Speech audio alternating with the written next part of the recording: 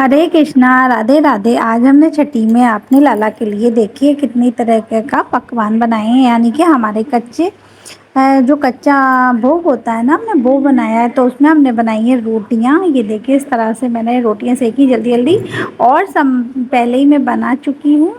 तो अब मैं अपने गोपाल जी की सबसे पहले हलवा रखूँगी। भोग बना रही हूँ। भोग की जो थाली है ना, जो भोग बना चुके हैं वो ही मैं भोग की थाली लगा रही हूँ। ये देखिए हलवा बनाया है मैंने। और हलवा ज़्यादा टाइट नहीं है, हलवा एकदम से देख कहते हैं ना, बहता हुआ हलवा वो, क्योंकि वही हलवा अच्छा लगता है। जो ज़्यादा टाइट होता है केक की तरह जम जाता है, वो हलवा अच्छा भी नहीं होता। वो हलवा ही क्या है, एक तरह से वो ऐसा ही है। और देखिए रोटियां रख दी हैं। ये आलू हैं सूखे, सूखे आलू बनाए, जीरे वाले आलू हैं। और ये इधर ये देखिए इस तरह से आलू में पर। और ये चिप्स हैं। चिप्स क्या हुआ ना, बाद में मुझे याद आया तो मैंने रखे। फिर ये कड़ी है, ये चिप्स हैं, ये कड़ी है। और होता है ना कि थाली लगाते हैं, तो मैंने सोचा इस वाली जो खाना बचा है ना, इस वाले में तो मैं इसमें चावल रखूँगी, क्योंकि रोटी के संग चावल नहीं रखना चाह रही थी मैं।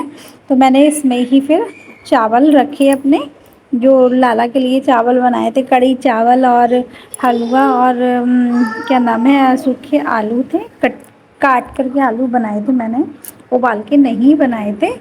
तो इस तरह से ये देखा। और सारा का सारा जो भोग है ना, बिना प्याज लहसुन का होता है, ये आप लोग जानते ही हैं। तो इस तरह से उनकी थाली मैंने लगा दी। और मैंने सोचा कि तुलसी का दल लाऊं, वो तो अच्छा रहा कि मुझे याद आ गया। और रोटियां जो है ना, चिपड़ी ही रखें। यानी कि बिना चिपड़ी रोटी ना रखें, क्योंकि वो सकरा खाना बना जाता है। तो इसमें सब में हमने तुलसी दल, एक छोटे छोटे तुलसी के जो पत्ते होते हैं ना, वो हम डालेंगे इसमें। और फिर लाला जी को ये देखिए सबसे मेन चीज़ है माखन मिश्री।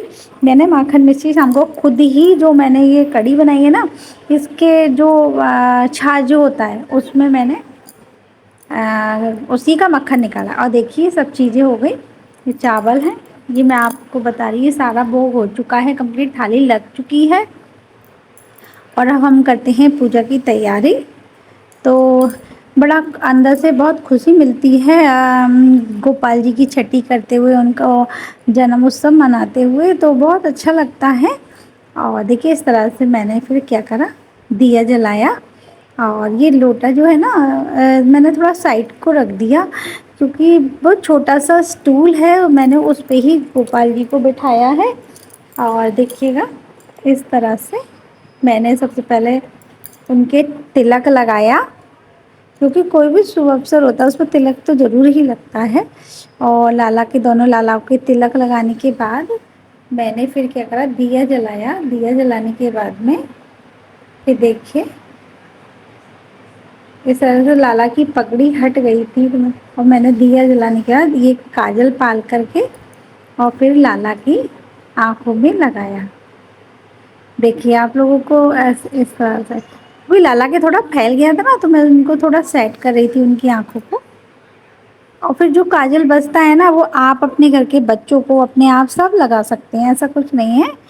तो ये देखिए इस तरह से वो भी प्रसाद का ही हो गया है इस तरह से। ये देखिए लाला करना इस तरह से।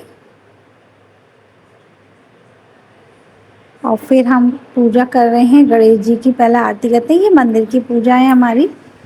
और मंदिर की पूजा जो है ना कर ली थी, क्योंकि आप जानते हैं पूजा में सबसे पहले गणेश जी की पूजा होती है, तो हमने वो करी।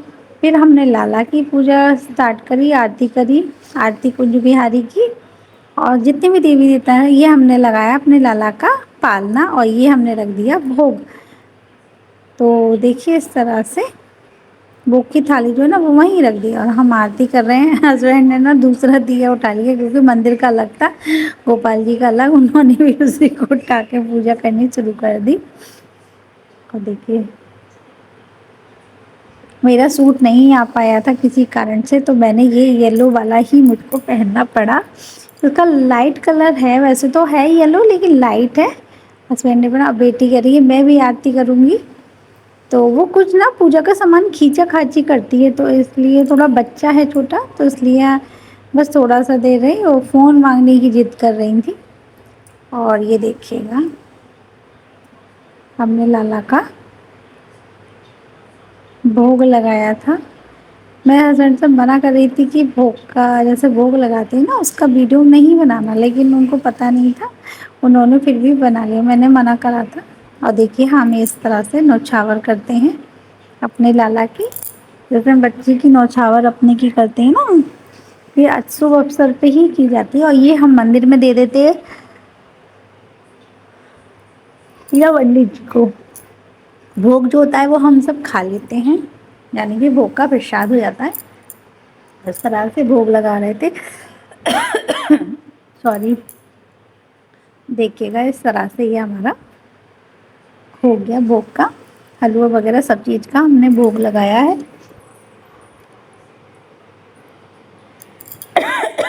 ये पूजा जो मैं हमने करी है ना, ये जो चम्मच है ना, ये चम्मच भी मंदिर की है। देखिए वो कहते हैं ना कि धीरे धीरे आप किसी पूजा में घुसते हैं, यानी कि आस्था में आप जाते हैं, तो वही होता है कि आपको धीरे धीरे पूजा आने लगती है और अच्छे अच्छे विचार भी आते हैं मन में और आइडियाज़ भी आते हैं, ये मेरा मानना है।